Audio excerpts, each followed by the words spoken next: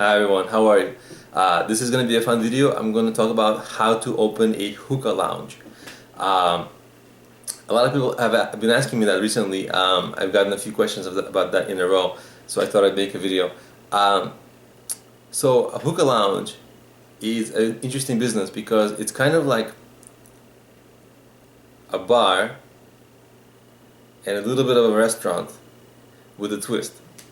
And what's interesting is that for most restaurants, where they make their money is the alcohol, because the alcohol has all the profit, that it has all the margins. It's much more difficult to make money with food.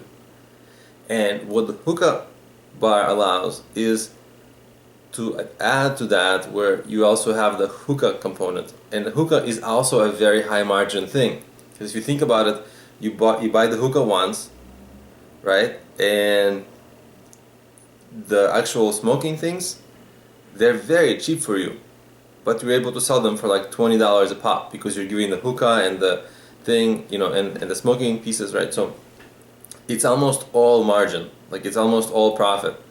The challenge is that when you have a hookah and an alcohol bar, which are great components, and you can serve a little bit of food, right, which is all great, the challenge becomes that many people, there's like a very strong trend to stop smoking right now, right? So it drives away a lot of potential people who might be bar goers or might be lounge goers, but don't want to be in a smoking environment. So here's how to mitigate that. Most people who stop smoking, they stop smoking later. A lot of the casual smokers, which are people who would go to the hookah lounges, they are younger. They are like under 30 years old. And they don't mind experimenting, they don't mind smoking sometimes, they're casual smokers, and that's perfect because they don't mind the hookah, and it's like a very cool, for people who don't mind the smoke, a hookah lounge is like a really cool place to hang out. I personally like it, actually.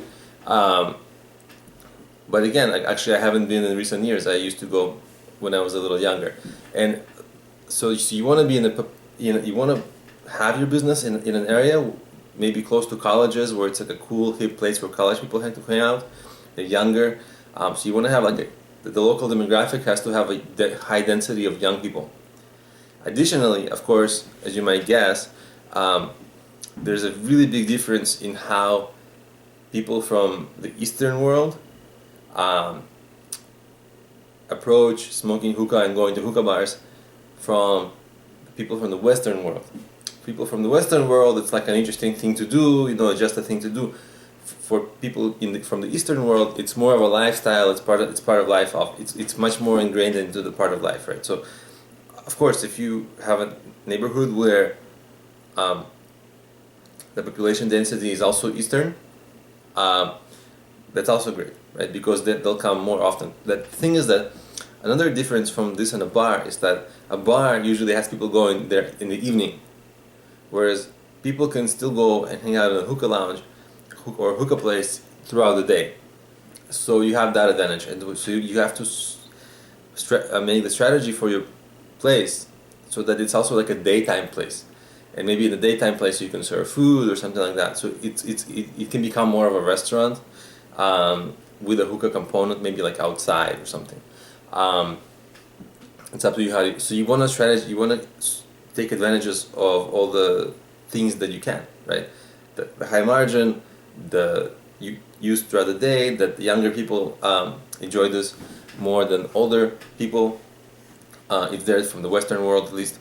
And so what you have to figure out is the space where you open this lounge is extremely important, and also how the decor and the vibe of the place caters to that local population, right? That's going to be everything. You have to play off who's living in the neighborhood and whether that neighborhood is the right neighborhood to open such a place. Okay, so that's what I wanted to. That's kind of when you plan and start this kind of a business. I mean, that's what I would emphasize. Of course, needless to say, there's other things that need to be emphasized, like you need a lot of permits. You need to make sure you have your alcohol permit and your smoking permit. Also, if you want to have belly dancers, you need like another kind of permit because it's like adult. It borders on adult entertainment. Blah blah blah. But those things you need to handle at the state level because every state and every local government sort of has different laws for this and different permits. So that you got to figure out locally. And of course, lastly, what really has to be mentioned is, the money that needs to be raised, right? In a way, it should be mentioned first because it's so difficult. It really requires a lot of money because you have to, open the place, pay rent, pay employees, do a lot of maintenance, pay for the permits. That is a lot of money. So what you have to do is figure out, you have to itemize the costs before you start and project at least 12 to 18 months to after you start and itemize the costs and see how much it's going to cost you.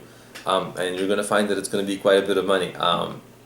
And what you're going to have to do is raise the money. I have a bunch of fundraising videos on my channel. I also have a fundraising app on mobile, iOS, Android, Kindle. So there are many tutorials for how to raise money. It's never easy to raise money, especially a lot of money like this business requires, but at least that will give you some ideas for what's possible. So that's it. That's how you sort of plan and start this business.